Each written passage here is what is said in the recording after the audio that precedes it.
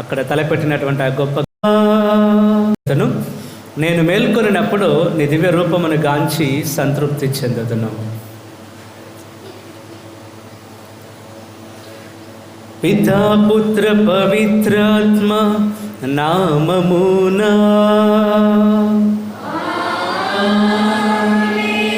మరణాదుడైన యేసుక్రీస్తుని కృప, సర్వేశ్వరుని ప్రేమ, పవిత్రాత్మ సహవాసము మీ అందరితో ఉండునుగాక.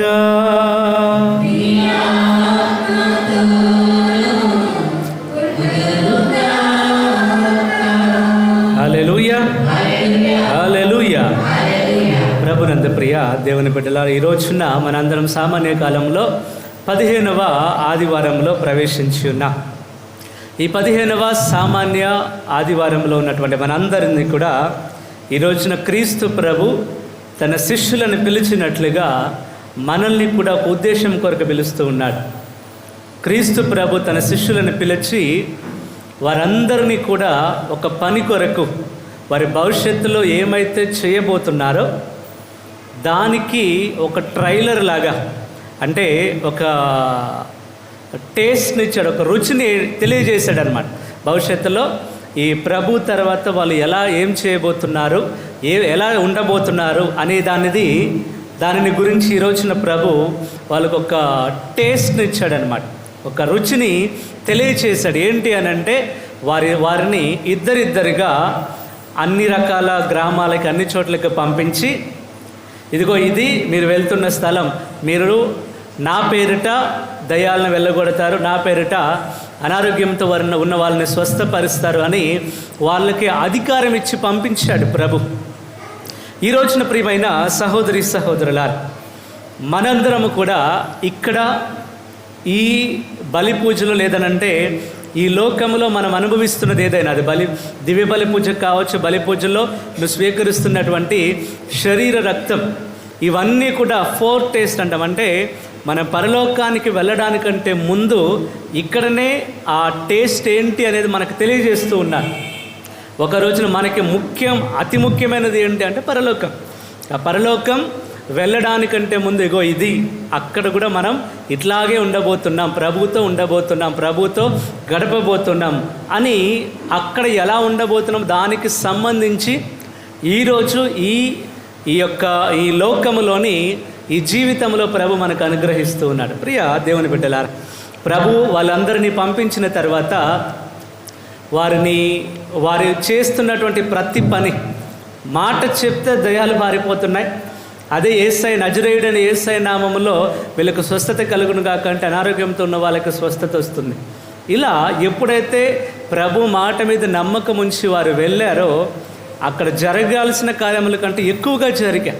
ఈ రోజున మనం కూడా ప్రభు మాట మీద నమ్మకం ఉంచి ముందుకు వెళ్ళినప్పుడు మన జీవితంలో కూడా గొప్ప కార్యాలు జరుగుతాయి. కనుక ప్రభు మాట మీద నమ్మకం ఉంచే కృప, ఒకవేళ ఇప్పటి వరకు ఆ మాటలు ఎన్నోసార్లు వినుండొచ్చు వాక్య రూపంలో, అయినా కూడా మనలో ఉన్న అవిశ్వాసం వలన ఆ మాట మీద నిలబడలేకపోయి ఉండొచ్చు, లేదనంటే ప్రభు ఇచ్చిన మాటని నమ్మలేకుండా ఉండి ఉండొచ్చు. ఈ రోజున ప్రభు మరొక అవకాశం ప్రభు మనకిస్తూ ఉండగా, మనం ఆ శిష్యులలాగా ప్రభు మాట మీద నమ్మకం ఉంచి ఎక్కడికో తెలియని ప్రదేశానికి వాళ్ళు వెళ్ళినట్లుగా మనం కూడా ప్రభు మాట మీద నమ్మకం ఉంచి, ప్రభువా నేను నమ్ముచున్నాను, నీ మాట మీద నాకు నమ్మకం ఉన్నది అని ఆ గొప్ప దేవుని ప్రార్థన చేస్తే బలి పూజల్లో ఇంకా బలమైన విశ్వాసం మనకు అనుగ్రహించాలని ప్రార్థిస్తూ మనం చేసిన తప్పులకై పాప మన్నింపు కోరుకుంటాం.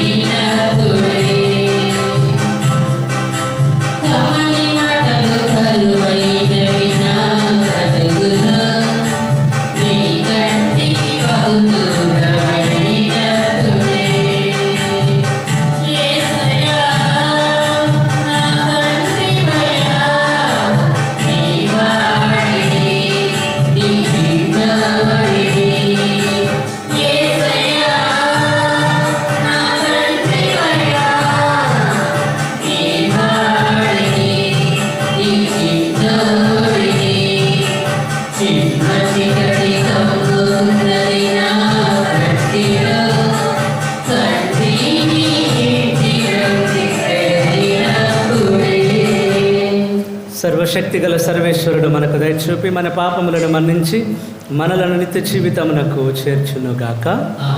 ప్రభు దయచూపము, క్రీస్తు దయచూపము, ప్రభు దయచూపము.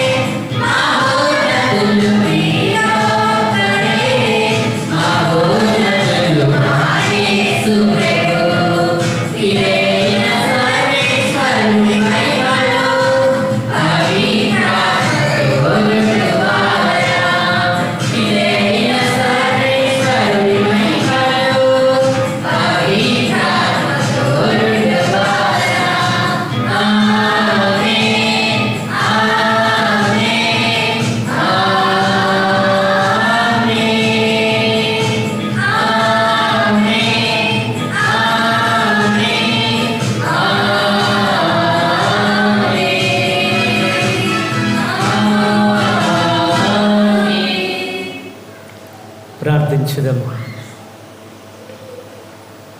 సర్వేశ్వర, సన్మార్గము నుండి వైతలకి పెడత్రోవ పట్టు వారికి తిరిగి సన్మార్గంలో ప్రవేశించినట్లు నీవు ఎల్లప్పుడూ వారిపై నీ సత్యపు వెలుగును ప్రకాశింపజేయుచున్నావు.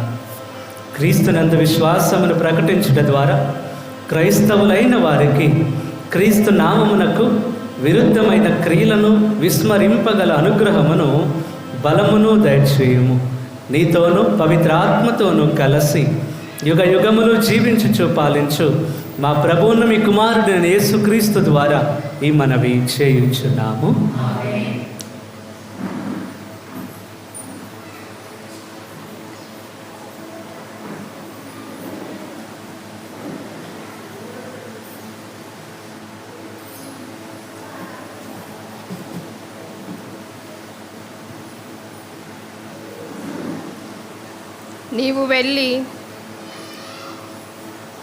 నీవు వెళ్ళి నా ప్రజలకు ప్రవచనము చెప్పుము. మొదటి పట్టణము ఆమోసు గ్రంథము 7వ అధ్యాయము 12వ వచనం నుంచి 15వ వచనం వరకు. మొదటి పట్టణము ఆమోసు గ్రంథము 7వ అధ్యాయము 12వ వచనం నుంచి 15వ వచనం వరకు.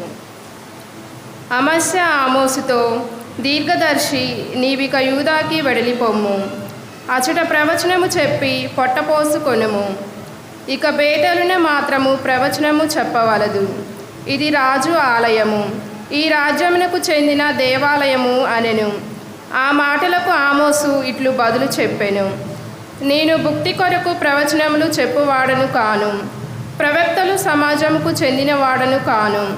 నేను మందల కాపరిని, అత్తి చెట్లను పరామర్శించువాడను. కానీ ప్రభువు గొర్రెల కాపరినైన నన్ను పిలిచి, నీవు వెళ్ళి ఇశ్రాయేలీయులకు ప్రవచనము చెప్పుమని ఆజ్ఞాపించెను. ఇది ప్రభువు వాక్కు.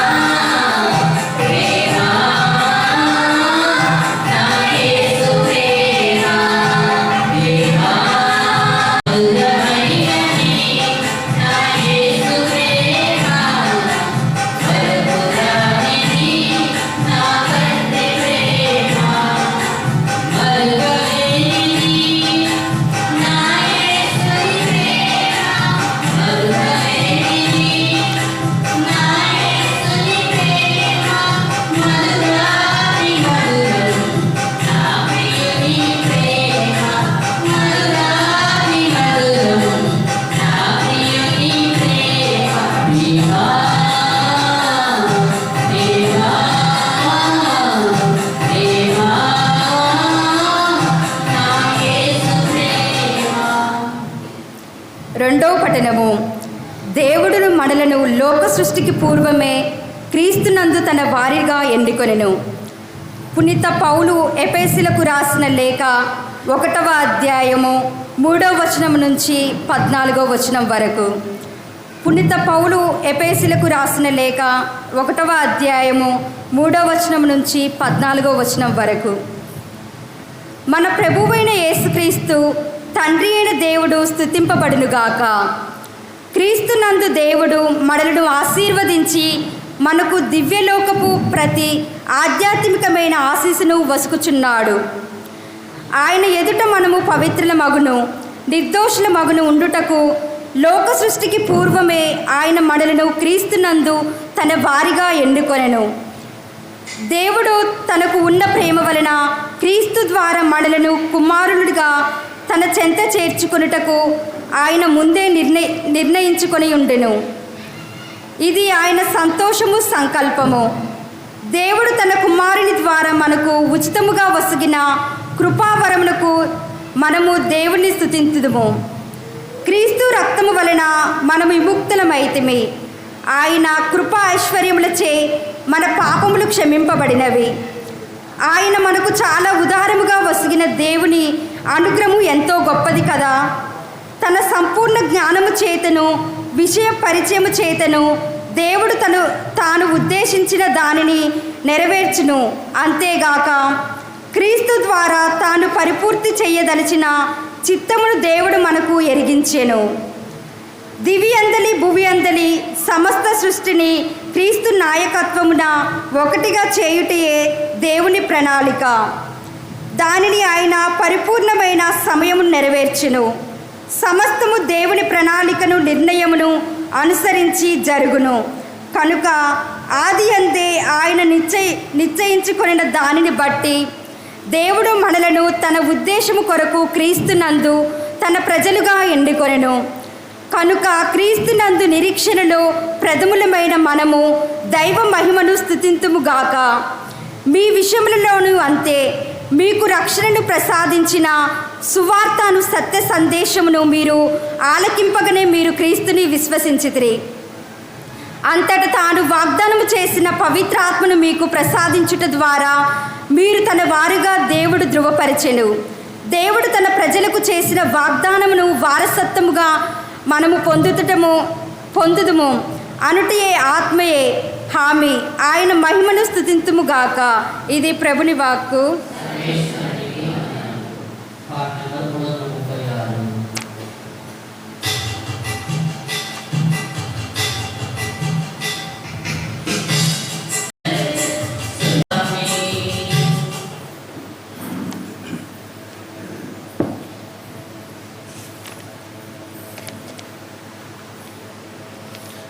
ప్రభు మీతో ఉందరుగాక. పునీత మార్కు గారు రాసిన పవిత్ర సువిశేషంలోని భాగము అధ్యాయము 6 వచనములు 7 నుంచి 13 వరకు. మార్కు సువార్త 6వ అధ్యాయము 7వ వచనము నుండి 13వ వచనం వరకు. యేసు 12 శిష్యులను తన చెంతకు పిలిచి బోధించుటకు జంటలుగా వారిని గ్రామములకు పంపుచు అపవిత్రాత్మలను వెళ్ళగొట్టుటకు వారికి శక్తినిచ్చాను. ప్రయాణములో మీరు చేతి కర్రను తప్ప మరేమీ తీసుకొని పోరాదు. రొట్టె కానీ సంచి కానీ ధనమును కానీ వెంట తీసుకొని పోరాదు. పాదరక్షలు తొడుగుకొనుడు, కానీ 2 అంగీలను తీసుకొని పోవలదు. మీరు ఎచ్చట ఒక ఇంట పాదము మోపుదరో అచ్చటి నుండి వెడలిపోవునంత వరకు ఆ ఇంటనే ఉండడు. ఎవరు మేము ఆహ్వానింపరో, మీ బోధను ఎవరు ఆలకింపరో వారికి తిరస్కార సూచకముగా మీ కాలి దుమ్మును అచ్చట దులిపి వెళ్ళిపోండు అని యేసు తన శిష్యులతో చెప్పాను. అంతటా ఆయన శిష్యులు పోయి ప్రజలు పశ్చాత్తాపముతో హృదయ పరివర్తన పొందవలనని బోధించిరి. వారు అనేక పిశాచములను పారద్రోలిరి. రోగులకు అనేకులకు తైలము అద్ది స్వస్థపరిచిరి.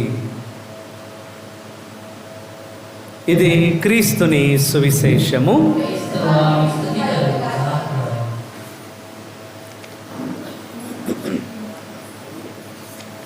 హల్లెలూయా, హల్లెలూయా, హల్లెలూయా. పైకి లేపు చెప్పండి. యేసువా వందనం, యేసువా స్తోత్రం, తండ్రి వందనం, తండ్రి స్తోత్రం, పరిశుద్ధాత్మదేవ వందనం, పరిశుద్ధాత్మదేవ స్తోత్రం, త్రియేక దేవ వందనం, త్రియేక దేవ స్తోత్రం. హల్లెలూయా. Praise the Lord. అందరు బాగున్నారా? Praise the Lord. ఒకసారి చప్పట్లు కొట్టండి అందరు. తెలుసు లేట్ అయింది, కొద్దిగా కోపం నా మీద కొంచెం కోపంగా ఉన్నారని తెలుసు. చప్పట్లతో అది చూపించాల్సిన అవసరం లేదు, కొద్దిగా గట్టిగా కొట్టవచ్చు. సరిపోలే, ఇంకొకసారి. Praise the Lord. హల్లెలూయా. ప్రియమైన సహోదరి సహోదరులారా, ఈరోజు వాక్యంలోని మనం చూస్తే మొదటి పట్టణంలో ఎవరి గురించి మాట్లాడుంది? మొదటి పట్టణం ఎవరైనా? ఆమోసు అనే ఒక ప్రవక్త గురించి మాట్లాడుతూ ఉన్నది. తర్వాత సువిశేష పట్టణంలో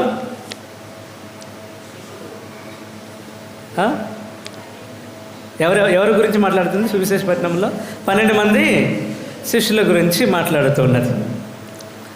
కొన్ని సందర్భాల్లో మనందరి ఆలోచన ఎట్లా ఉంటుంది అని అంటే, నేను చిన్నవాడినే కదా, లేదంటే నాకేం తెలియదు కదా, సామాన్య జనంలో ఒక్కరినే కదా, నేను ఒక్కదాన్నే కదా అని అట్లాంటి ఆలోచన మనం కలిగి ఉంటాం. ఎక్కువ 99% ఇదే ఆలోచన ఉంటుంది మనకి.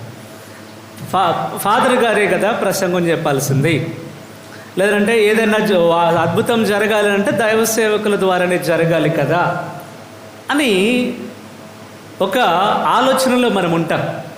కానీ ఈరోజు మొదటి పట్టణంలో మనం చూస్తే ఈ ఆమోసు అనే వ్యక్తి, ఆయన ఏమీ ఒక గొప్ప ప్రవక్త కాదు. ఆయన పట్టణం మీరు కరెక్ట్గా వినుంటే అర్థమవుతుంది. ఆయన ఒక సాధారణ కూలి పనికి పోతున్న వ్యక్తి. మీలాగా అందరిలాగానే ఒక ప్రతిరోజు కూలి పనికి పోతున్నటువంటి ఒక వ్యక్తిని పిలిచి ప్రభు ఏమని చెప్పాడంటే వెళ్ళి ప్రవచనం చెప్పమన్నాడు. ప్రియమైన సహోదరి సహోదరులారా, ఆయన చేస్తున్న పని ఏంటి, ప్రభు ఇస్తున్న పని ఏంటి? ఒక్క విషయం గుర్తుంచుకోండి, దేవుని పని జరగాలి లేదంటే మనల్ని ఎక్కడికైనా పంపిస్తున్నాడు ప్రభు అని అంటే అక్కడ కావాల్సింది కేవలం ప్రభు ఇస్తున్న అధికారం మాత్రమే, మిగిలిన ఏం అవసరం లేదు. ప్రభు ఇచ్చే ఆ అధికారం మన దగ్గర ఉంటే మనకి ఆ సమయానికి కావలసినవన్నీ మన దగ్గరికి వస్తాయి. ఈరోజు ఆమోసు ప్రవక్త జీవితంలో చూస్తే ఈ ఆమోసు ప్రవక్త ఒక సాధారణంగా ఆయన ప్రతిరోజు పోయినట్లే వెళ్ళి పొలంలో పని చేసుకుంటూ ఉంటున్నాడు. పొలంలో పని చేసుకున్న ఆ వ్యక్తిని, ఆ కూలికి పోయిన అతను తీసుకొని వచ్చి నువ్వు వెళ్ళి ప్రవచనం చెప్పపో అంటున్నాడు. ఒకవేళ నిన్ను ఈరోజు పిలుచుంటే నువ్వు పొలంలో పనికి వెళ్ళావు, కలుపు తీయడానికో నాటు వేయడానికో పోయినావు, లేదంటే కోత కోయడానికి పోయినావు, లేదంటే 100 రోజుల పనికి పోయి నువ్వు మంచిగా గడ్డపారేస్తున్నావు, లేదంటే పార తీసుకొని చెక్కుంటూ ఉంటున్నప్పుడు సడన్గా ప్రభు నిన్ను పిలిచి ఇగో వెళ్ళు, అక్కడికి వెళ్ళి పక్కనే ఉన్నటువంటి వెలుదండ ఆ కుటుంబానికి పోయి నువ్వు వెళ్ళి నా వాక్యం నువ్వు ప్రకటించంటే నువ్వేమంటావు? ఏంటి దేవా జోక్ చేస్తున్నావు? ఏమంటాం మనం? నమ్ముతాం అసలు? ఒకవేళ పని చేస్తున్న నన్ను పిలిచి, పొలంలో పని చేస్తున్న నన్ను పిలిచి నువ్వు వెళ్ళి వాక్యం చెప్పు, నువ్వు వెళ్ళి ప్రవచనం చెప్పు అని అంటే నేను నమ్మను. ఆ స్థలంలో ఒకవేళ ఆయన స్థానంలో, ఆమోసు గారి స్థానంలో మనం ఎవరైనా ఉంటే కష్టం అది. కానీ ఈ ఆమోసు ప్రవక్త ఒక సాధారణ వ్యక్తిగా ఉన్నటువంటి ఇతను ప్రభు ఎప్పుడైతే నువ్వు వెళ్ళి ప్రవచనం చెప్పమన్నాడంట, అసలు ఇతన్ని ఎందుకు ఎన్నుకున్నాడు? ఈరోజు ఒక్క జంప్ చేసి మొదటి పట్టణంలో ఉన్నాము కదా, ఇప్పుడు ఒక్కసారి ఒక దూకి సువిశేషపట్నంలోకి వస్తే అక్కడ కూడా 12 మంది శిష్యులు పెద్ద పెద్ద స్కాలర్స్ ఏమి కాదు, పండితులు ఏమి కాదు, వాళ్ళు కూడా సాధారణ పని చేసుకుంటూ బ్రతుకుతున్నటువంటి వాళ్ళే. ప్రభుకు కావాల్సింది గొప్ప గొప్ప వాళ్ళు కాదు, ప్రభుకు కావాల్సింది ఎక్కువ డిగ్రీలు, ఎక్కువ టాలెంట్ ఉన్నటువంటి వ్యక్తులు కాదు. సాధారణ వ్యక్తులని ప్రభు తీసుకొని అసాధారణమైనటువంటి వ్యక్తిగా మార్చే శక్తి ఒక్క ప్రభు దగ్గర మాత్రమే ఉన్నది. హల్లెలూయా, హల్లెలూయా, హల్లెలూయా. ఈ రోజున ఆమోసు ఒక సాధారణ వ్యక్తి, ప్రతిరోజు కూలికి పోతున్నటువంటి వ్యక్తిని పిలిచాడు. ఒకవేళ ఈ రోజు నుంచి రెడీగా ఉండండి, ఎవరిని పిలుస్తాడో తెలియదు కదా దేవుడు. నువ్వు పనిలో ఉండొచ్చు, ఇంట్లో అన్నం వండుతుండొచ్చు, లేదంటే మంచిగా చికెన్ కర్రీ చేస్తున్నట్టు ప్రభు చెప్తాడు, నువ్వు చికెన్ కర్రీ అక్కడ పెట్టేసి వెళ్ళి ప్రవచనం చెప్పండి, వెళ్తావా? దేవా ఒక్క ముక్క తినేసిపోతాను దేవా నాన్న వచ్చాం. హల్లెలూయా, హల్లెలూయా, హల్లెలూయా. ప్రియమైన ఎందుకంటే దేవుని పిలుపు ఎప్పుడు వస్తుందో మనకు తెలియదు. ఏ సమయానికి దేవుడు మనల్ని పిలుస్తాడు, ఎందుకు పిలుస్తాడో కూడా తెలియదు.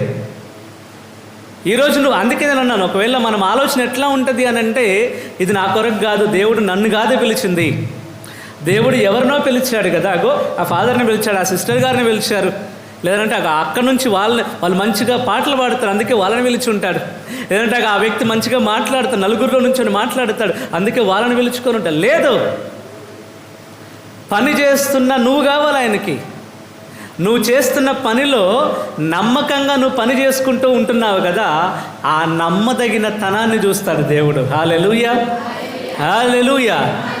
నువ్వు ప్రశాంతంగా ఏ యజమాని కింద అయితే నువ్వు పని చేస్తున్నావు, ఆ యజమానికి ఎటువంటి కీడు తలపెట్టకుండా మంచి మనసుతో, మంచి ఆలోచనతో నువ్వు పని చేస్తున్నావు కదా, ఆ నమ్మదగిన తనాన్ని, ఆ మంచితనాన్ని ప్రభు చూస్తాడు, నిన్ను తప్పకుండా దేనికో ఒకదానికి ఎన్నుకుంటాడు. హల్లెలూయా.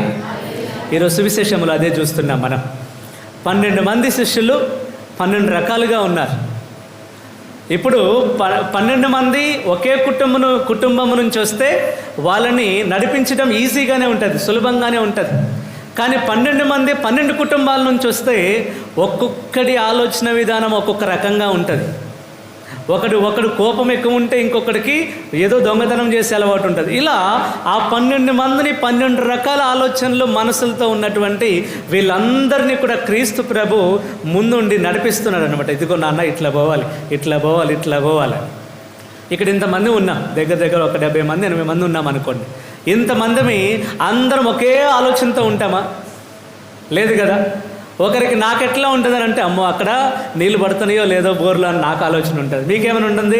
ఫాదర్ గారు ఈరోజు రావడమే లేటుగా వచ్చాడు, మళ్ళీ ప్రసంగం స్టార్ట్ చేశాడు, బ్రదర్ గారు చెప్పినా కాస్త తక్కువ చెప్తాడేమో అని మీకు ఉండొచ్చు. Praise Lord. Hallelujah, hallelujah. ఒక్కొక్కరికి ఒక్కొక్క ఆలోచన విధానం ఉంటుంది. ఆలోచన విధానాలు ఎట్లున్నా కూడా అన్నిటిని తీసుకొని వచ్చి అలా ప్రభువులో ఉంచాలి. ఈరోజు క్రీస్తు ప్రభు 12 మందిని పిలిచి వాళ్ళందరినీ కూడా పిలిచి ఒక ఉద్దేశం కొరకు పంపిస్తున్నాడు అనమాట ప్రభు. ఆ 12 శిష్యులు, 12 అంటే 12 మంది శిష్యులు, ఆ 12 మందిని పిలిచి 6 బ్యాచ్లుగా విడగొట్టాడు. 6 బ్యాచ్లుగా విడగొట్టేసి 6 స్థలాలకు పంపించేశాడు అనమాట. వాళ్ళని మీరు వెళ్ళండి. వాళ్ళకి ప్రభు ఏమిచ్చాడో తెలుసా? కర్ర ఇవ్వలేదు, లేదనంటే ఇగో ఛార్జీలకి తల ఒక 500 తీసుకోండి అని 500 పంచి ఇవ్వలేదు, లేదనంటే మీరు మధ్యాహ్నం ఏం తింటారు ఏందో మధ్యలో ఇగో ఇంట్లో కారపూస ఇగో అరిసెలు ఉన్నాయి కదా కట్టుకొని పోండి తలా కొంచెం అని చెప్పలేదు ప్రభు వాళ్ళకి ఇచ్చింది. ఒకసారి చదువుదాం, అది 7వ వచనం చదవండి.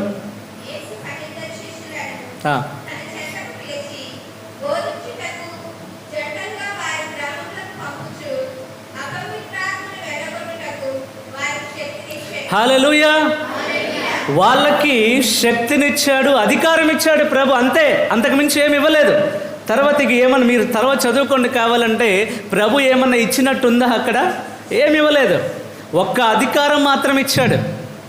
ఆ అధికారం ప్రభు దగ్గర నుంచి అధికారం తీసుకుంటే మిగిలినవి వాళ్ళకి కావలసిన కడుపుకు కావలసిన భోజనం కావచ్చు, ఉండడానికి ఇల్లు కావచ్చు, మాట్లాడడానికి ప్రజలు కావచ్చు, అవన్నీ కూడా వాళ్ళు ప్రభు చూసుకుంటారు. వాళ్ళ బాధ్యత ఏమిటి అని అంటే ఆ అధికారం, ప్రభు ఇచ్చిన అధికారాన్ని తీసుకొని ఆ నమ్మకంతో, ప్రభు మీద ఉన్న నమ్మకంతో వెళ్ళాలంతే. మేము ట్రైనింగ్లో ఉన్నప్పుడు, సెమినారీల్లో ఉన్నప్పుడు మాకు కూడా ఇలాంటి ట్రైనింగ్స్ ఉంటాయన్నమాట. కొన్ని గ్రామాలకి మాకు సెలవులు వస్తాయి, సెమిస్టర్ అయిపోయిన తర్వాత సెలవులు ఉంటాయి అనమాట, ఒక 10 రోజులు 15 రోజులు అట్లా. ఆ సెలవులు ఇంటికి పంపించారు కదా, అప్పుడు ఏం చేస్తారనంటే ఒక్కొక్క గ్రామానికి పంపిస్తారనమాట. మీరు వెళ్ళండి అని ఒక్కొక్క గ్రామానికి పంపిస్తారు. అక్కడ ఏంటి అని అంటే మనకి ఒక ఊర్లో వదిలేసి వస్తారు, వీళ్ళు వచ్చేస్తారు. అక్కడ భోజనం పెట్టడం కానీ ఉండడం కానీ మనమే చూసుకోవాలి, అక్కడ ఉన్న వాళ్ళని అడిగి చూసుకోవాలి. అది నేను వరంగల్లో చదువుకుంటూ ఉన్నప్పుడు, కరుణాపురంలో చదువుకుంటూ ఉన్నప్పుడు వరంగల్ దగ్గర ఒక గ్రామానికి వెళ్ళాను. నేను ఒక గ్రామానికి వెళ్ళి ఇదే ఒక ఎక్స్పోజర్ ప్రోగ్రామ్ అంటారు. ఒక గ్రామానికి వెళ్ళిన తర్వాత మేము ఉదయం వెళ్ళాము. ఆ ఊర్లోని డ్రైనేజ్ ఉంది, కానీ ఆ డ్రైనేజ్లోని కొంచెం అడ్డుగా చెత్త అది ఇంత అడ్డుపడి నీళ్ళన్నీ మళ్ళీ రోడ్డు మీదకి వస్తే నడవడం కష్టంగా ఉన్నది కదా అని మేమందరం కూడా ఏమనుకున్న బ్రదర్లు అందరం అంటే, అరే మనమే బ్రదర్లం కదా, మనమే పనిచేస్తే మనం పనిచేసినప్పుడు మిగిలిన వాళ్ళు చూసి తర్వాత వాళ్ళే చేసుకుంటారు అన్న ఆలోచనతో మేమేం చేసాం, అట్లాగే ఆ డ్రైనేజ్ని అంతా క్లీన్ చేసినాం. అక్కడ మొత్తం పారలు అన్నీ తీసుకొచ్చి ఆ అడ్డుదంతా తీసేసి తొలగించి నీళ్లు పోవడానికి రెడీ చేసినాం. అట్లా వేరే బజార్లు ఉన్నాయి, అట్లా చాలా ఉన్నాయి, వాళ్ళ దగ్గర కూడా డ్రైనేజీలు ఉన్నాయి, అన్నీ ఇట్లే ఉన్నాయన్నమాట. ఇట్లా అయిపోయినప్పుడు ఎప్పుడైతే కంప్లీట్ అయిపోయింది, చేతులు కడుక్కొని అట్లా బయటకు వస్తుంటే పరిగెత్తుకొని ఒక ఆమె వచ్చిందనమాట. వచ్చి అయ్యా ఇదిగో మా బజార్ను కూడా కొద్దిగా బ్లాక్ అయింది, వచ్చి అక్కడ కూడా క్లీన్ చేయండి అయ్యా అన్నదనమాట. హల్లెలూయా. మేమేమనుకున్నామనంటే ఒకవేళ మమ్మల్ని చూసి నేర్చుకుని అమ్మో ఫాదర్లు బ్రదర్లే చేస్తున్నారు కదా, మేము వీళ్ళు చేసుకుంటారులే అనుకుంటే తర్వాత ఆమె వచ్చి తర్వాత రోజు ఇంకొక పని చెప్తుంది అనమాట మాకు, అక్కడికి కూడా రండి అంటే మేము ఒకళ్ళు చూసుకొని ఎవర్రా ఈ పని స్టార్ట్ చేసిందని వారిని తిట్టడం స్టార్ట్ చేసాం. హల్లెలూయా. హల్లెలూయా. ఇలాంటివి ఈ నేను చెప్పేది ఏంటంటే ఒక ఉదాహరణగా చెప్పినా కానీ అదేంటి అంటే ఆ ఎక్స్పోజర్ ప్రోగ్రామ్, ఒక అనుభవం కొరకు ఇట్లాంటివి ఉంటాయి తప్పకుండా. క్రీస్తు ప్రభు వాళ్ళకి ఒక అనుభూతినిస్తున్నాడు, ఒక అనుభవాన్ని వాళ్ళకి ఈ శిష్యులందరికీ కూడా అనుగ్రహిస్తూ ఉన్నాడు. వాళ్ళు చేయాల్సింది ఏమిటంటే ప్రభు ఇస్తున్న అధికారాన్ని తీసుకొని పోవడమే.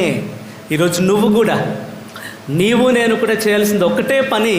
ప్రభు ఇస్తున్న అధికారం ఉంది చూసారా, ఆ అధికారంతో ప్రభా నువ్వు నాకు అధికారం ఇచ్చావు కదా, తప్పకుండా. ఇప్పుడు మేము చూస్తే ఇది ఉంది కదా వస్త్రం, ఈ స్టోల్ అంటాం దీన్ని, మనం మెడపట్టి ఇలాగ ఫాదర్లు వేసుకుంటారు కదా.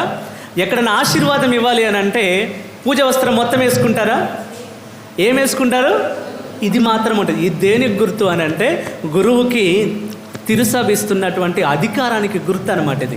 అందుకే ఎక్కడికైనా మీరు వెళ్ళండి, ఏ ఫాదర్నైనా చూడండి, పూజలో కాకుండా బయట పూజ వస్త్రాలు ఎక్కడ వేయరు. ఇది వేసినా వేయకపోయినా ఇది మాత్రం తప్పకుండా ఉండాలన్నమాట. మేము ఇది లేకపోయినా పర్వాలేదు, ఇది చేసుకొని పూజ చేయొచ్చు, కానీ ఇది ఒక్కటి ఉంటే పూజ, ఇది లేకుండా ఇది మాత్రమే ఉంటే పూజ చేయడానికి ఉండదు మళ్ళీ. ఎందుకంటే అది అధికారానికి గుర్తు. ఆ మెడపట్టి అనేది అధికారానికి గుర్తు. అందుకే డీకన్ బ్రదర్, ఈరోజు మన బ్రదర్ కూడా చూస్తే అదే ముఖ్యంగా ఉంటుంది. ఆయన ఎన్నైనా వేసుకొని లోపల ఒక నెట్ లాంటిది అది వేసుకున్నా పర్వాలేదు, ఇంకేమైనా ఉన్నాయి, తాడు కట్టుకున్నా ఏమైనా కానీ ముఖ్యమైనది ఏంటి అంటే ఇదే, ఆ పట్టి ఇక్కడి నుంచి వస్తుంది అన్నమాట. అది అంటే అది అధికారానికి గుర్తు. ఈ రోజున ఆ అధికారం మనకిచ్చాడు ప్రభు అని గుర్తించాలి మనం. ఆ అధికారం ఎప్పుడైతే మనం తీసుకుంటామో, ఈరోజు ఆమోసు దగ్గర తండ్రి దేవుడు ఇచ్చింది కూడా అధికారమే, ఈరోజు శిష్యుల దగ్గర క్రీస్తు ప్రభు శిష్యులకు ఇచ్చింది కూడా అధికారమే. ఆ అధికారం తీసుకొని వెళ్ళండి. వారు వెళ్ళారు. ఆ అధికారంతో ఎప్పుడైతే క్రీస్తు ప్రభు ఇట్లా అని స్వీకరించి ఆ అధికారం ఇచ్చి వాళ్ళని పంపించాడో వాళ్ళతో చెప్పాడు అనమాట. ఏంటనంటే మీరు ఏది తీసుకొని పోదు, ఒకసారి చదవండి, తర్వాత ఏమేమి తీసుకొని పోవద్దన్నాడు.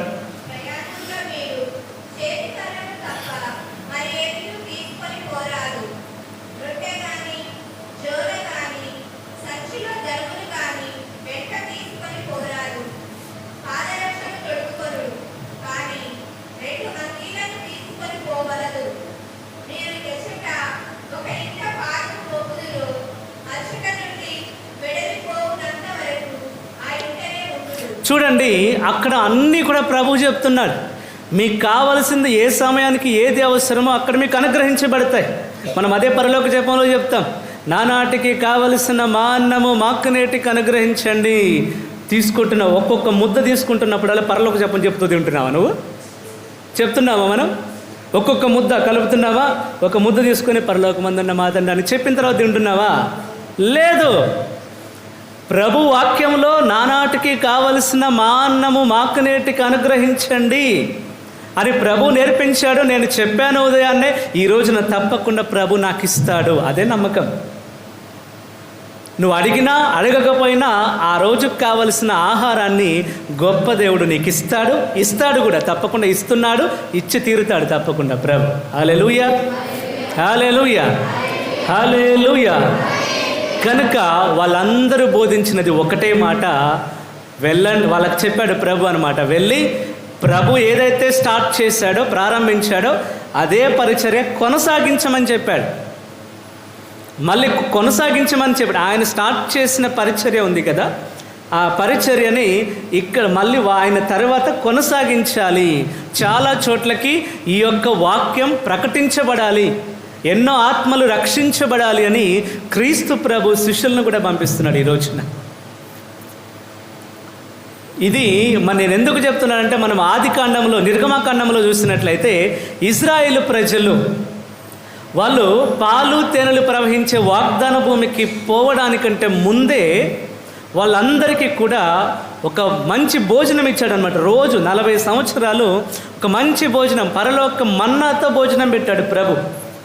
దాని అర్థం ఏమిటి అని అంటే, వాళ్ళు అక్కడికి ప్రభు ఏర్పాటు చేసిన వాగ్దాన భూమికి చేరుకున్న తరువాత అక్కడ ఏ భోజనం అయితే స్వీకరించబోతున్నారు దానికి ఫోర్ టేస్ట్గా అదొకటి. తర్వాత పరలోకానికి వెళ్ళిన తర్వాత అక్కడ స్వీకరించబోతున్నటువంటి ఆత్మీయ భోజనానికి 4 టేస్ట్ అంటారు. అంటే ముందుగానే మనకి ఇస్తున్నాం. మనకు అర్థమైన భాషలో చెప్పాలంటే నేను స్టార్టింగ్లో చెప్పినట్లుగా ట్రైలర్ అనమాట.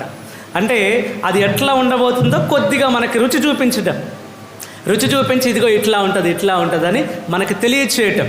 ఈ రోజున ప్రియమైన సహోదరి సహోదరులారా, ఆమోసు ప్రవక్త కానీ శిష్యులు కానీ సాధారణ వ్యక్తులుగా ఉన్నటువంటి వీళ్ళని ప్రభు ఎన్నుకొని ఆయన శక్తినిచ్చి, ఆ శక్తి ఆయనలో ఉన్నది కనుకనే, వారందరిలో ఉన్నది కనుకనే ఈరోజు కూడా వాళ్ళ గురించి మనం చదువుతూ ఉన్నాం. ఆ శక్తి లేదంటే ఆ అధికారం వారిలో లేకపోతే ఈరోజు ఆమోస్ ఎవరో మనకు తెలిసేది కాదు, ఈ 12 మంది శిష్యులు ఎవరో కూడా మనకు తెలిసేది కాదు. హల్లెలూయా, హల్లెలూయా. ఈరోజు 2వ పట్టణంలో చూస్తే పునీత పౌలు గారు ఎఫెసీలకు రాసిన లేఖలో మనం చదువుతూ ఉన్నాం. ఇంకా ఇంకొక 5-6 వారాలు ఈ ఎఫ్ఎస్సి పత్రిక నుంచి మనం 2వ పట్టణం చదువుకుంటూ ఉంటాం. ఈ ఎఫ్ఎస్సి పత్రిక పౌలు గారు ఎక్కడి నుంచి రాశారు అని అంటే, ఆయన చెరసాలలో ఉన్నాడు. చెరసాలలో ఉండి ఎఫ్ఎస్సి పత్రిక దేనికి ప్రాముఖ్యత ఉంటుంది అని అంటే, అందరినీ ఎంకరేజ్ చేస్తూ ఉంటాడు అనమాట. పౌలు గారు ఉత్సాహపరుస్తూ ఉంటాడు. ఎట్లా ఉండాలని ఉత్సాహపరుస్తూ ఆయన జైల్లో ఉండి కారాగారంలో బంధించబడి ఉంటాడు పౌలు గారు. అక్కడ ఉండి ఈ ఎఫ్ఎస్సి పత్రిక ఎఫ్ఎస్సి ప్రజలకు రాస్తున్నాడు. ఎందుకంటే ఆ రోజుల్లో ఉన్నటువంటి సంఘాలన్నిటిలో పెద్ద సంఘాలలో ఈ ఎఫ్ఎస్సి సంఘం కూడా ఒకటనమాట. చాలా సంఘాలు ఉన్నాయి.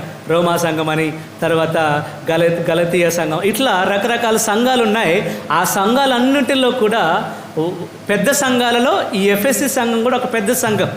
అందుకే ఈ సంఘానికి కూడా ఎఫ్ఎస్సి సంఘానికి మన పౌలు గారు పత్రిక రాస్తూ, లెటర్ రాస్తూ చెప్తున్నాడు. అందుకే ఎఫ్ఎస్సి పత్రిక చాలా బాగుంటుంది చదవడానికి.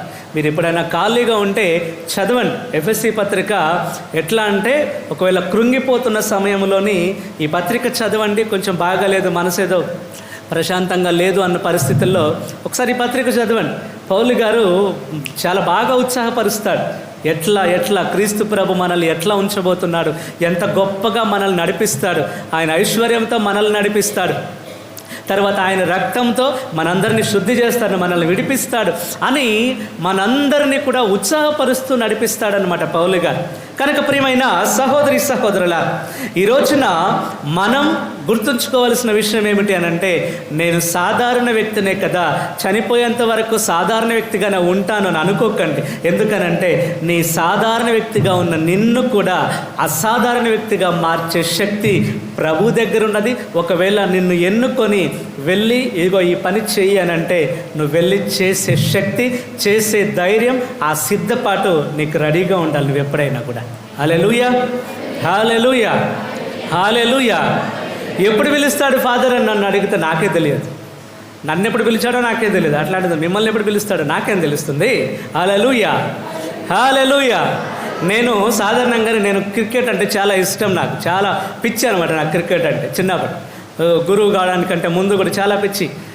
ఆదివారం పూజ ఉన్నప్పుడు పూజకి 10 నిమిషాల ముందు వస్తే చాలు, స్నానం టపటప చేసేసి రావచ్చు కదా అన్న ఆలోచనతోనే వెళ్ళి ఎంజాయ్ చేస్తూ వచ్చేవాడిని అనమాట. అట్లాంటిది క్రికెట్కి పిచ్చి ఉన్న నన్ను తీసుకొచ్చి ఎప్పుడో తెలియకుండా మన ముకుందాపురం లాంటి ఒక ధ్యాన కేంద్రానికి వరంగల్ వెళ్ళి అక్కడ ఉండడం, అక్కడ నుంచి ప్రభు వెళ్ళడం, ఇది తెలియకుండానే జరిగిపోయేది. సెమినారీ కానీ కూడా పిలవలేదు నన్ను పిలిచింది ఎందుకో తెలుసా? అక్క వాళ్ళు పక్క నుండి ఫాదర్ ప్రసంగం చెప్తాను, చదువుతారు కదా, వాక్యం చదువుతారు కదా, అట్లా ఉండడానికి నన్ను పిలిచారు ఫస్ట్. అక్కడికి వెళ్ళిన తర్వాత నాకు అది ఓకే, వీళ్ళు చెప్పింది చేసింది మాత్రం సెమినారీకి నన్ను తీసుకుపోయారా అని అప్పుడు నాకు అర్థమైంది. అప్పటి వరకు నాకు తెలియదు. సెమినారీకి వెళ్ళాలని ఆశ ఉంది కానీ వాళ్ళు పిలిచింది దానికే అని నాకు చెప్పలేదు. ఎప్పుడు ఎక్కడి నుంచి ఎవరి ద్వారా ప్రభు మనకి పిలుపుని అందిస్తాడనేది మనకు తెలియదు. కానీ ఎప్పుడైనా మనం సిద్ధపడి ఉండాలి. ఒకవేళ ఈరోజు నువ్వు ఇక్కడ ఉన్నావు, నాకు తెలిసినటువంటి ఒక వ్యక్తి ఎట్లా అనంటే, ఆయన ఒక ఉపదేశం అన్నమాట, ఒక సంఘానికి ఉపదేశం. ఆయన ఉన్న ఊరిలోనే ఉపదేశిగా పనిచేస్తున్నాడు. ఎన్నో సంవత్సరాల నుంచి ఉపదేశిగా చేస్తున్నాడు. తర్వాత కొద్ది రోజులకి ఆ విచారణ గురు ఏమన్నాడనంటే, అయ్యా ఇక్కడ చేస్తున్నావు కదా, ఆ ఊరిలో బాగాలేదు, ఆ ఊరిలో పరిస్థితులు నడిపించే వాళ్ళు తక్కువగా ఉన్నారు, ఆ విచారణలో ఉన్న ఇంకొక ఊరు అనమాట. ఇప్పుడు మనకున్న సబ్స్టేషన్స్ ఉన్నాయి కదా, అట్లా ఒక ఊరిలో నువ్వు అక్కడ ఆ సంఘాన్ని చూసుకో, ఇక్కడ నేను వేరే వాళ్ళని ఉంచుతాను, ఎందుకంటే ఇక్కడ నేనున్నాను, దగ్గరే ఉన్నాను, నా కింద ఒక్కరెవరన్నా ఉన్నా సరిపోతుంది, నువ్వు చేయగలిగిన వ్యక్తివి కాబట్టి అక్కడికి వెళ్ళి అది ఆ సంఘాన్ని నడిపించు అని చెప్పాడు. ఎప్పుడైతే ఈ మాట చెప్పాడో ఆ ఉపదేశ కోపం వచ్చిందనమాట. ఎందుకనంటే నేను ఇన్ని సంవత్సరాలకి సంఘాన్ని నడిపిస్తున్నాను, ఇప్పుడు నన్ను ఆ సంఘానికి పోమంటున్నాడు అని ఆయన నెగిటివ్గా తీసుకున్నాడు. ఒకవేళ ఆ గురువు ఈయన అవసరం ఆ సంఘానికి ఉన్నదని, నడిపించగలిగే శక్తి టాలెంట్ ఈయనకున్నదని ఆ సంఘానికి పంపిస్తుంటే, ఈయన మాత్రం నా మీద కోపంతోనే ఫాదర్ గారు నన్ను ఇక్కడి నుంచి పంపిస్తున్నాడని ఇంకొక రకమైన అర్థం తీసుకొని బాధపడుతూ ఉన్నాడు. ప్రియమైన దేవుని బిడ్డలు, ఒకవేళ ఈరోజు నువ్వు ఇక్కడ ఉండొచ్చు, రేపటి రోజున సడన్గా నువ్వు వేరే ఊరు వెళ్ళాల్సి వస్తుంది. తెలియదు ఎక్కడ ఎలా ఉంటుందో, ఏం జరుగుతుందో, ఎక్కడ దేవుడు ఎప్పుడు నిన్ను ఎక్కడ వాడుకుంటాడో ఎవరికి తెలియదు.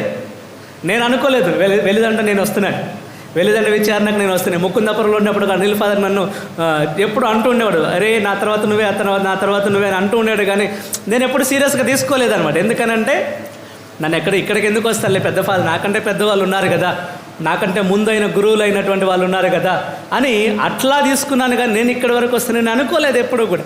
కానీ పరిస్థితులు దేవుడు ఎట్లా మారుస్తాడంటే ఎప్పుడు ఎక్కడ ఎట్లా తీసుకొస్తాడో తెలియదు. ఈరోజు నువ్వు ఇక్కడ ఉన్నావు, రేపటి రోజున సడన్గా వేరే ఊరు పంపిస్తారు, నేను వెళ్ళాల్సి వస్తుంది, పరిస్థితులు ఎట్లా తీసుకొస్తాయి. అక్కడికి వెళ్ళిన తర్వాత అక్కడ దేవునికి సాక్షిగా నిలబడాల్సి ఉంటుంది నువ్వు అందరి మధ్యలో.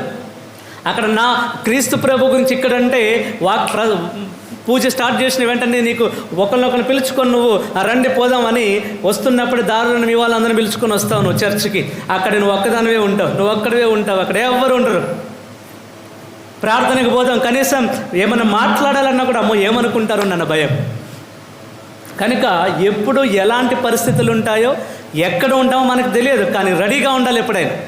దేవుడు ఒకవేళ నీకు పర్మిషన్ ఇచ్చేసి, నీకు అధికారం ఇచ్చేసి, శక్తినిచ్చేసి, ఇగో వెళ్ళి ఈ పని చేయని నీకు చెప్తే కొంతమంది అనుకుంటారు అంటే ఫాదర్ దేవుడు నాతో డైరెక్ట్గా నా చెవిలో మాట్లాడతారా అని నువ్వు అనొచ్చు.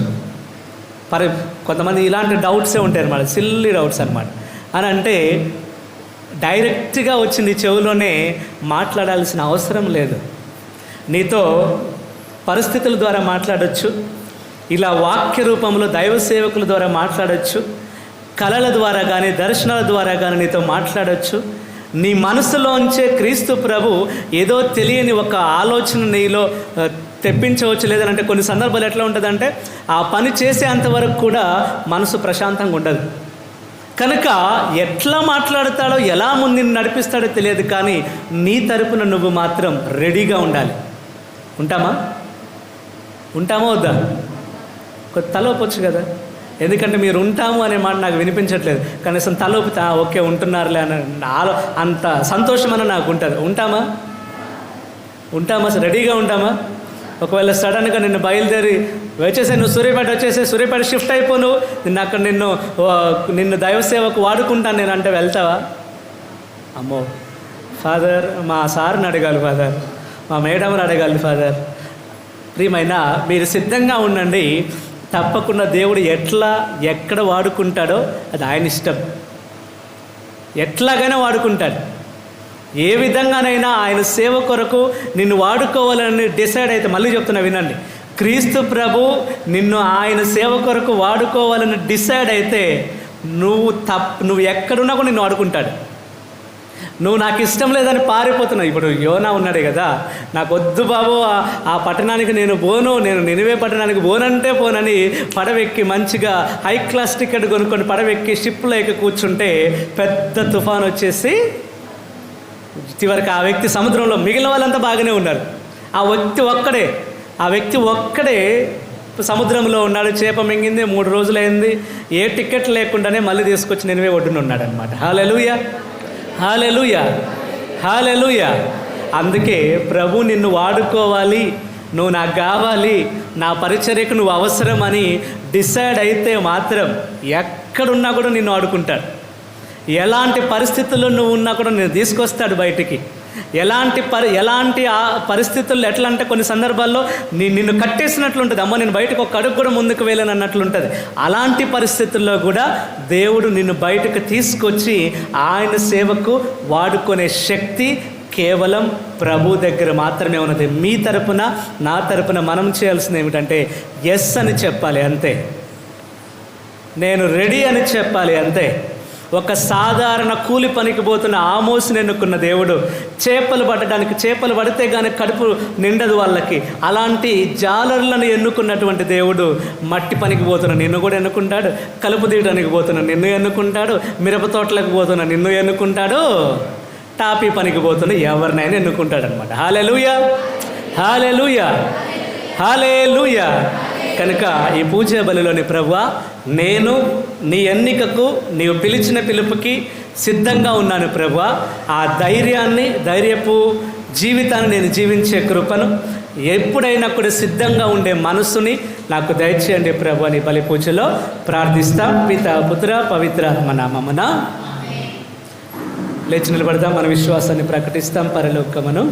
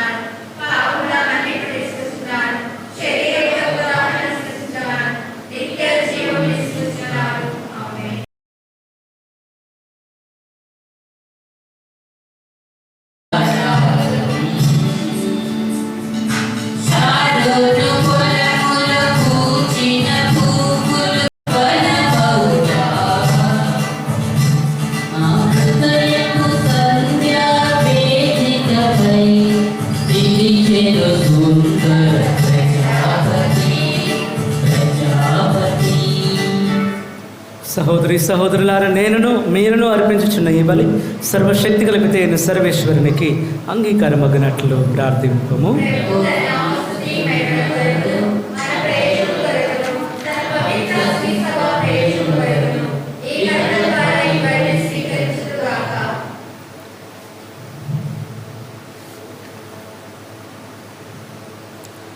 ఓ ప్రభువా, నీకు మొరపెట్టుకొనుచు సమర్పించుచున్న నీ శ్రీసభ అర్పణలములను దయతో వీక్షింపము. ఈ అర్పణములను ఆహారముగా భుజించు నీ విశ్వాసులకు పావిత్ర్యములో మరింత వృద్ధిని దయచేయము.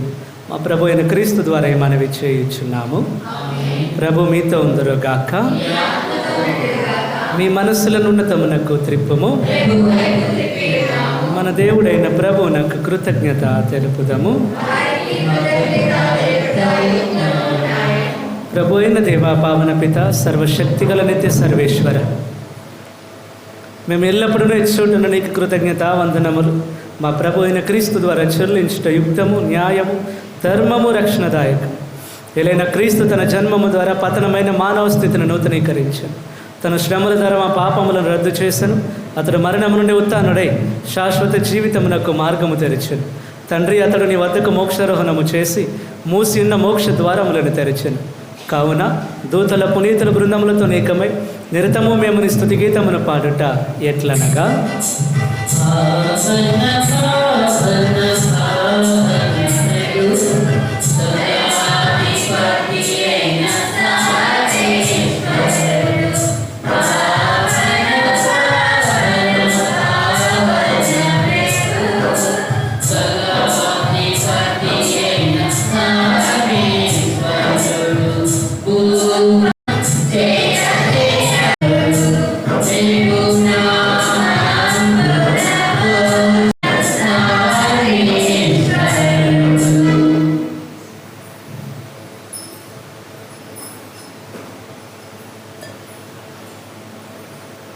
ప్రభువా, నీవు నిక్కముగా పవిత్రుడవు, సర్వ పవిత్రతకు ఊటై నీవే.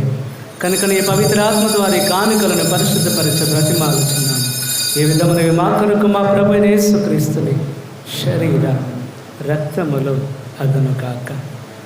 అతడు శిలువ శ్రమలకు తనను తాను ఇష్టపూర్తిగా అప్పగించుకొనినప్పుడు అప్పమునందుకొని కృతజ్ఞతావందనములు చెప్పి త్రుంచి శిష్యులకిచ్చుచు ఇట్లా నేను, మీరందరూ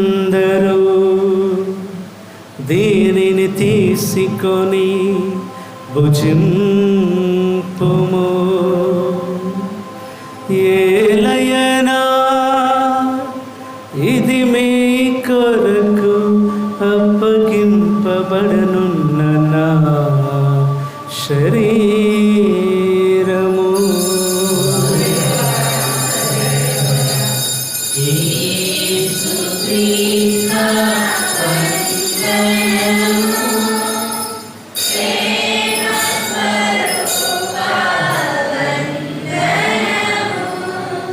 ఆ విధముననే భోజనానంతరము పాత్రమును అందుకొని మరల మీకు కృతజ్ఞతావందనములు చెప్పి శిష్యులకిచ్చుచు ఇట్లా నేను, మీరందరూ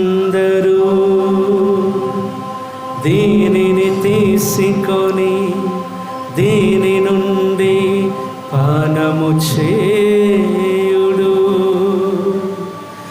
ఏలయనా ఇది నూతన నిత్య నిబంధన యొక్క నా రక్తపు పాత్రము. ఇది మీ కొరకును అనేకుల కొరకును పాప పరిహారమునకై దారబోయబడును. దీనిని నా జ్ఞాపకార్థము చేయుడు.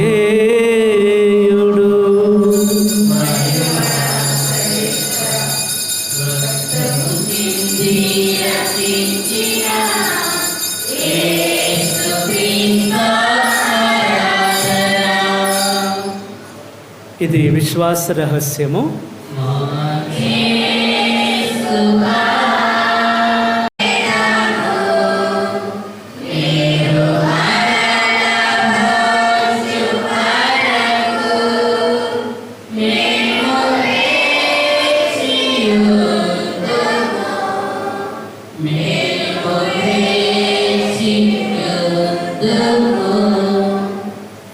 కనుక తండ్రి, క్రీస్తు మరణమును ఉత్థానమును స్మరించుచు జీవమునొసగి అప్పమును రక్షణ పాత్రమును నీకు సమర్పించుచున్నాము.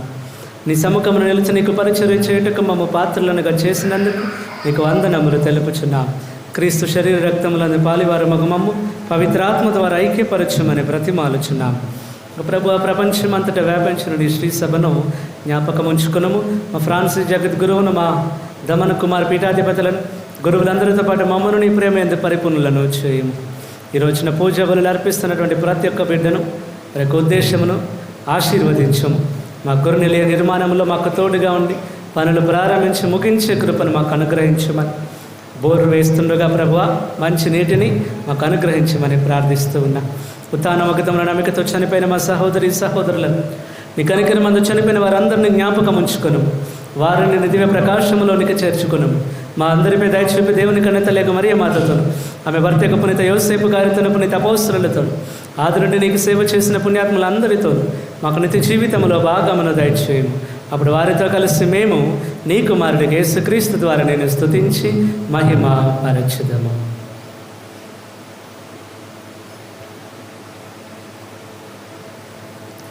క్రీస్తు ద్వారా, క్రీస్తుతో, క్రీస్తునందు సర్వశక్తి గల పితయైన సర్వేశ్వర పవిత్రాత్మతో ఏకమయుండు మీకు యుగ యుగములు గౌరవ మహిమలు కలుగును గాక.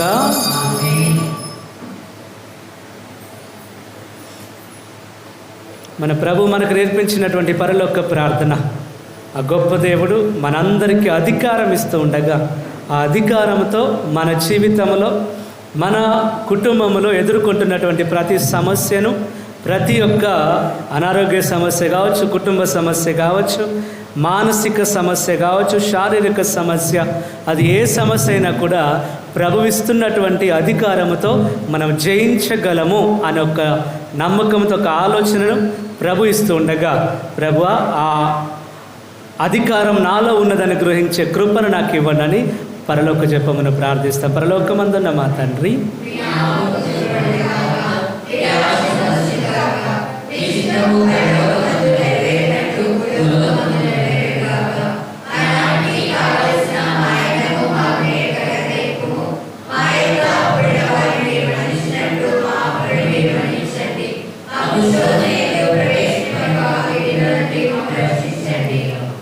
ప్రభు అన్ని కీడుల నుండి మమ్మల్ని రక్షింపము, మా ఈ రోజులలో మాకు శాంతిని ప్రసాదింపము.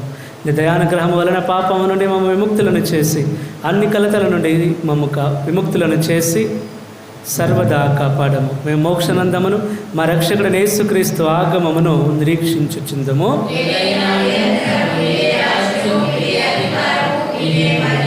శాంతిని మీకు అనుగ్రహించుచున్నాను, నా శాంతిని మీకు ఇచ్చుచున్నాను అని నీ అపోస్తలులతో వచించిన ప్రభు అయిన యేసువా, మా పాపములను లెక్కింపక నీ శ్రీసభ విశ్వాసమును వీక్షింపు. నిశ్చిత ప్రకారము నీ సభకు శాంతిని, ఐక్యమును అనుగ్రహింపు. యుగ యుగములు జీవించుచు పరిపాలించు ప్రభువా. ప్రభుని యొక్క శాంతి, సమాధానం ఎల్లప్పుడూ మీ అందరితో ఉండను కాక. ఒకరికొకరు ప్రభుని సమాధానం తెలుపుకుందాము.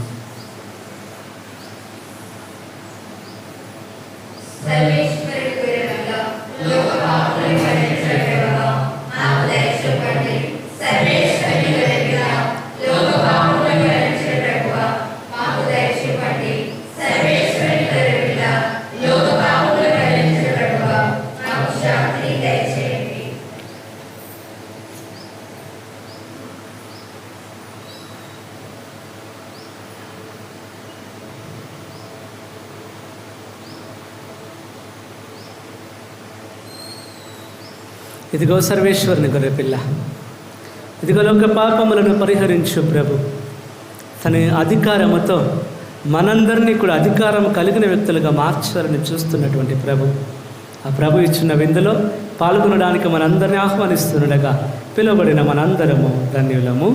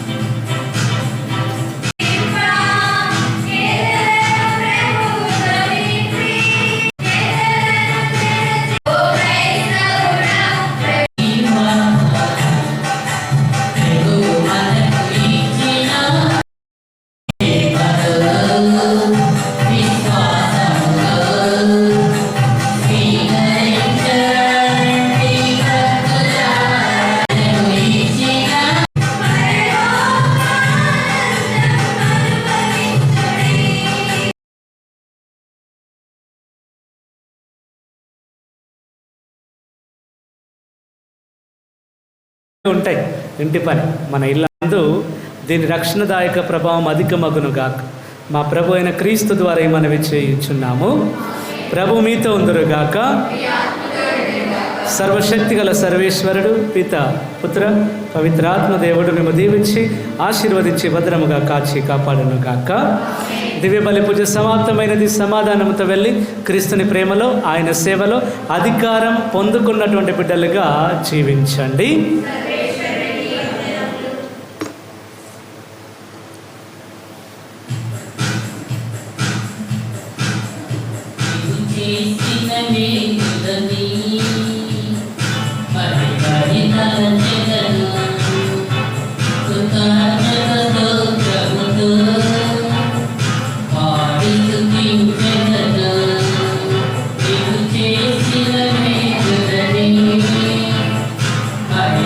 Hare